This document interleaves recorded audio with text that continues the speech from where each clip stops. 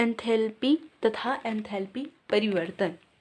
क्या है एंथैल्पी तथा एंथैल्पी परिवर्तन, उसको देखें तो स्थिर दाब पर किसी निकाय की एंथैल्पी या ऊष्मा मात्रा उसकी आंतरिक ऊर्जा, ये U है जो आपकी आंतरिक ऊर्जा को दर्शा रही है, तो आंतरिक ऊर्जा एवं दाब व आयतन के गुणनफल के योग के बराबर होता है।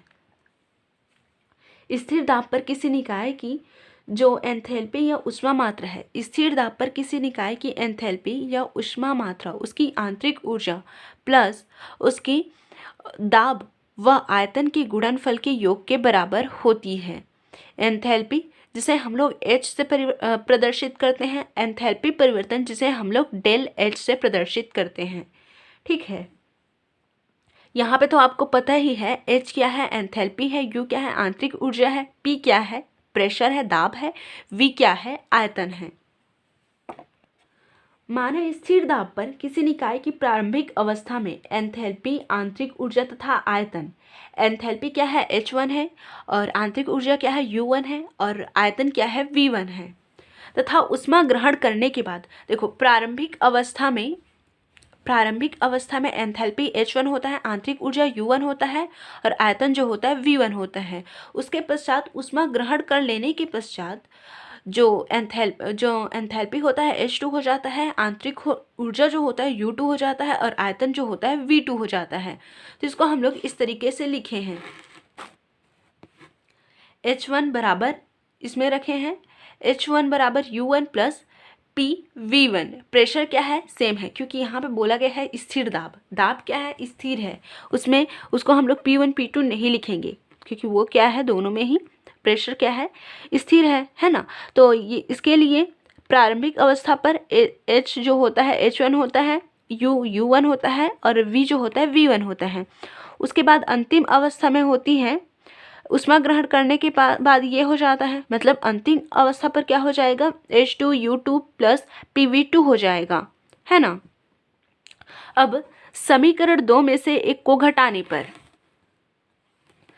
समीकरण 2 में से अगर एक को हम लोग घटा देंगे तो क्या हो जाएगा, समीकरण 2 में किसको घटाना है, इस पहले वाले को घटाना है, तो H2 माइनस H1 हो जाएगा, U2 माइनस U1 हो जाएगा प्लस PV2 माइनस PV1 हो जाएगा। तो यहाँ पे देखो PV2 माइनस PV1 अगर हम लोग करेंगे तो यहाँ पे प्रेशर क्या है, दोनों में कॉमन निकल रहा है, तो इसको हम लोग निकाल देंगे, है ना। इसको निकाल देंगे तो अंदर में क्या बचेगा, V2 माइनस V1। देखो यहाँ पे एंथैल्पी में परिवर्तन हो रहा है, H2 से H1, H1 से H2 हो रहा है, तो यहाँ पे डेल H आ जाएगा। यहाँ पे आंतरिक ऊर्जा में परिवर्तन हो रहा है, U2 माइनस U1 लिखा है तो डेल U हो जाएगा। प्रेशर तो सेम ही रहेगा, V2 माइनस V1, आयतन में परिवर्तन हो रहा है तो वो भी डेल V हो जाएगा। तो ये हो गई आपकी एंथैल्पी या आयतन परिवर्तन के लिए सूत्र या फिर व्यंजक।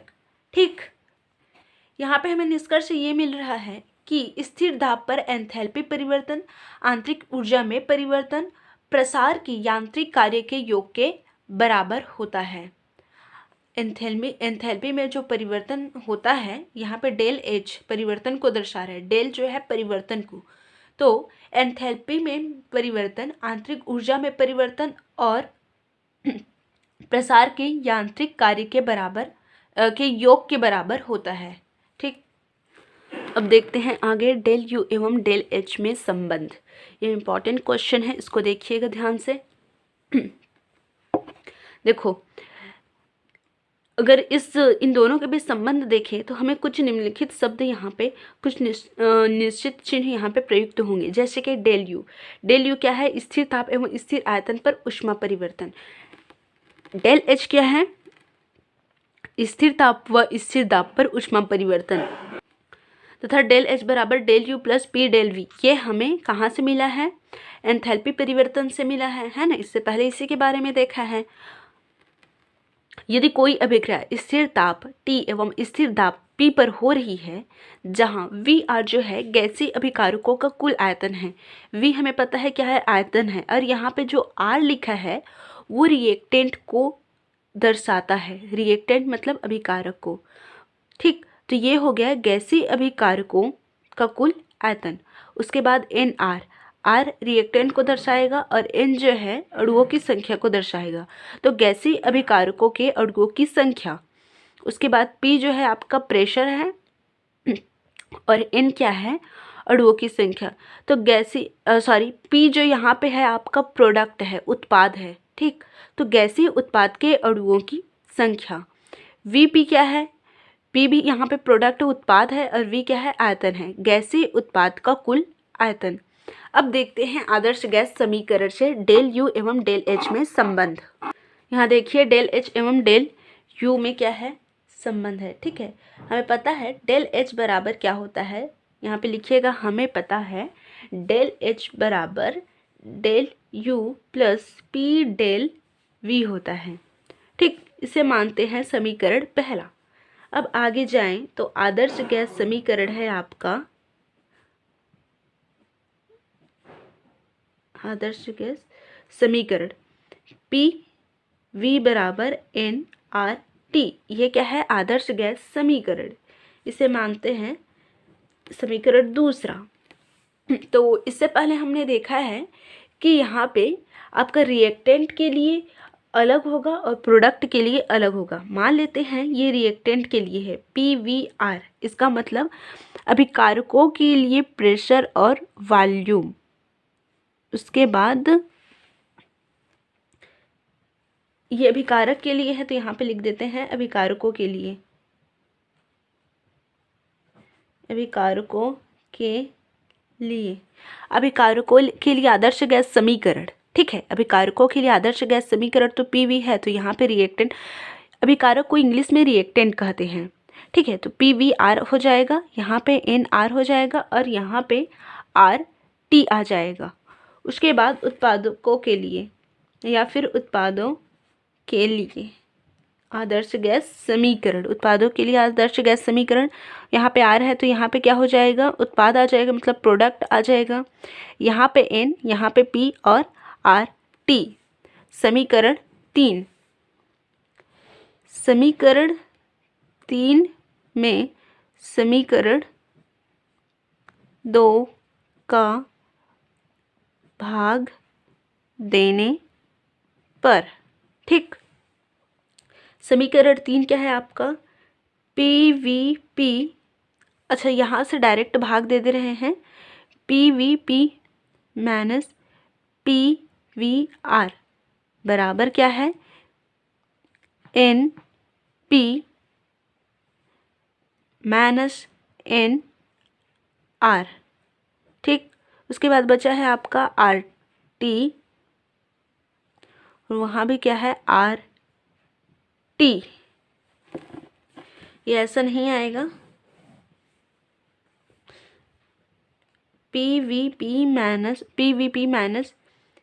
PVR आ जाएगा। उसके बाद NPRT माइनस क्या है, NRRT, ठीक। तो यहाँ पे क्या है, प्रेशर क्या है, P और P दोनों में कॉमन है तो इसको बाहर निकालेंगे तो VP माइनस क्या आ जाएगा, VR आ जाएगा। उसके बाद यहाँ पे क्या कॉमन है, RT, तो इसको हम लोग बाहर करेंगे तो यहाँ पे क्या आ जाएगा, NP माइनस NR, ठीक।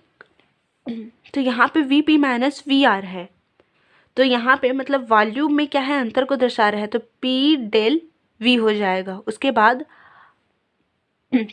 यहाँ पे NP माइनस NR है जो N में अंतर को दर्शा रहा है, तो यहाँ पे क्या हो जाएगा, डेल N आ जाएगा। उसके बाद यहाँ पे जो RT बचा है उसको लिख लेंगे, ठीक। अब यहाँ पे P डेल V का जो मान आया है उसको कहाँ पे लिखेंगे हम लोग, इस समीकरण 1 में रखेंगे। P डेल V का मान समीकरण 1 में रखने पर, समीकरण 1 कौन सा है आपका, डेल H बराबर del U plus P del V, ये समीकरण पहला है। तो समीकरण पहला में P डेल V का मान रखेंगे, डेल H आ जाएगा बराबर डेल U आ जाएगा और P डेल V की जगह में क्या आ जाएगा, डेल NRT, ठीक। इतना हो पाएगा, डेल H आ जाएगा, डेल U आ जाएगा और डेल एन आर टी। ठीक, इतना हो गया।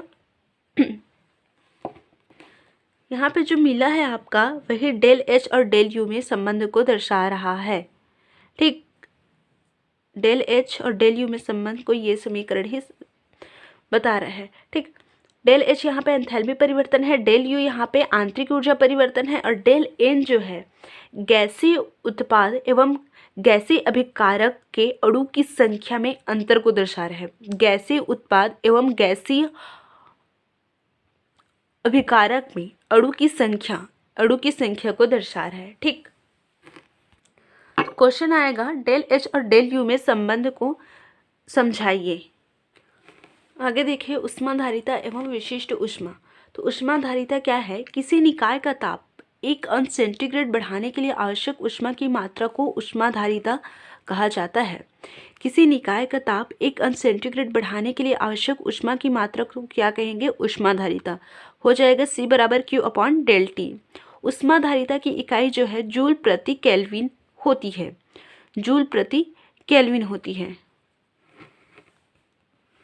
ऊष्माधारिता को कैपेसिटी कहते हैं, मतलब हीट कैपेसिटी कहते हैं। हीट कैपेसिटी, इसलिए इसे सी अक्षर से प्रदर्शित करते हैं। ऊष्माधारिता बराबर अवशोषित ऊष्मा अपॉन क्या हो जाएगा? ताप में वृद्धि। अवशोषित ऊष्मा क्या है?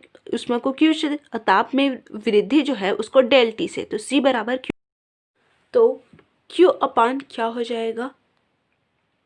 Q अपॉन डेल टी हो जाएगा, है ना। अब आगे देखते हैं विशिष्ट ऊष्माधारिता। विशिष्ट ऊष्माधारिता क्या है? 1 ग्राम पदार्थ का ताप 1 डिग्री वृद्धि के लिए आवश्यक ऊष्मा विशिष्ट ऊष्मा कहलाती है, मतलब विशिष्ट ऊष्माधारिता कहलाती है। विशिष्ट ऊष्माधारिता को स्मॉल c से प्रदर्शित करते हैं। ठीक, विशिष्ट ऊष्माधारिता को स्मॉल c से प्रदर्शित करते हैं। देखो यहाँ पे विशिष्ट ऊष्माधारिता क्या है? जो आपका 1 ग्राम पदार्थ है, 1 ग्राम पदार्थ है, उसको 1 डिग्री, उसके ताप को, उसके 1 ग्राम पदार्थ का जो ताप है उसको 1 डिग्री बढ़ाने के लिए जितनी ऊष्मा की आपको आवश्यकता है वही क्या कहलाएगी? आपकी विशिष्ट ऊष्माधारिता। ठीक है, विशिष्ट ऊष्माधारिता को हम लोग स्मॉल c से प्रदर्शित करते हैं। स्मॉल c बराबर क्या हो जाएगा? Capital C। यहाँ पे जो कैपिटल C है वो ऊष्माधारिता है। विशिष्ट ऊष्माधारिता को स्मॉल c से, और जो आपकी ऊष्माधारिता है उसको कैपिटल C से प्रदर्शित करते हैं। तो C बराबर C अपॉन M हो जाएगा।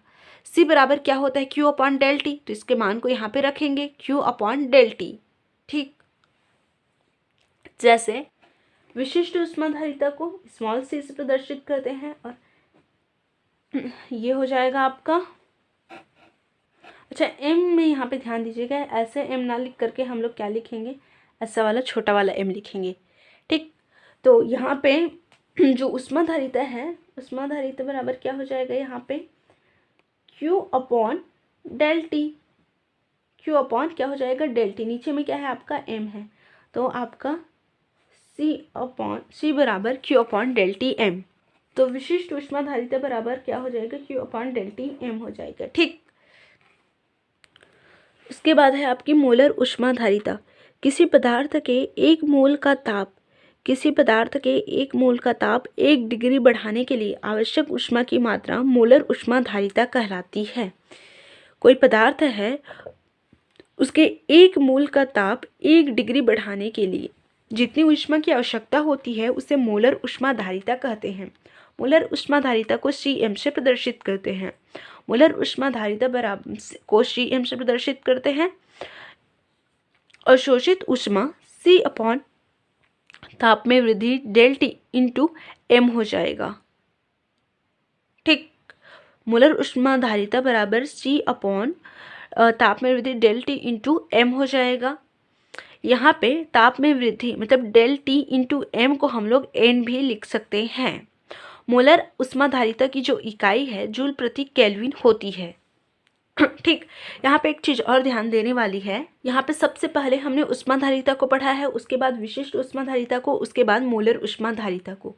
तो जो आपकी उष्माधारिता है, उष्माधारिता का जो मान है वो पदार्थ की मात्रा पर निर्भर करता है। इसी कारण उष्माधारिता को ना लेकर के हम लोग इसके जगह में विशिष्ट उष्माधारिता और मोलर उष्माधारिता शब्दों का प्रयोग करते हैं। ठीक।